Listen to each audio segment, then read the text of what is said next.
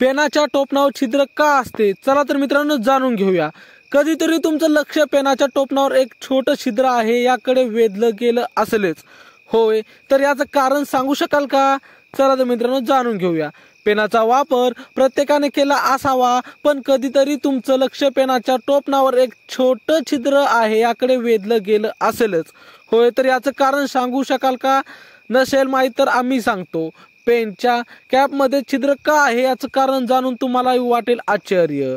एक संकल्पना अशी आहे की पेन उघडताना आणि बंद असताना हे छिद्र हवेचा दाब समान ठेवते, परंतु ज्या पेनाचे झाकण दाबून बंद केले जाते त्यांना हे लागू होते, पेन फिरून बंद करणाऱ्याला हे लागू होत नाही। अनेकदा लोकांना असेही वाटते की झाकणात छिद्र आहे जेणेकरून निबची शाई कोरडी पडणार नाही, पण ही चूक आहे। पेनाची टोपी चुकून तोंडात जाईल असाही एक धोका असतो। मोठ्या व्यतिरिक्त लहान मुलेही अनेकदा पेन चावतात, या मुलाची चुकून पेनाची टोपी गिळण्याचा धोका असतो। या सवयीमुळे पेनाच्या टोपीवर छिद्र करण्याचा विचार केला जात होता।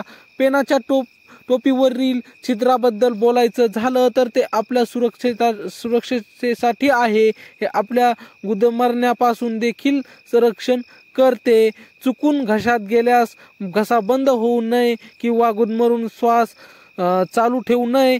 अशा वेळी चुकून कोणी पेन कॅप गिळली तर जीवाला असलेला धोका कमी होते। आता पेनाच्या टोपीवर छिद्र का असते तुम्हाला कळत असेल। तर मित्रांनो, छोटीशी माहिती कशी वाटली कमेंटमध्ये नक्की सांगा। व्हिडिओ जास्तीत जास्त शेअर करा। भेटूया पुढच्या व्हिडिओमध्ये, तोपर्यंत धन्यवाद। चॅनलला सबस्क्राईब मात्र नक्की करा।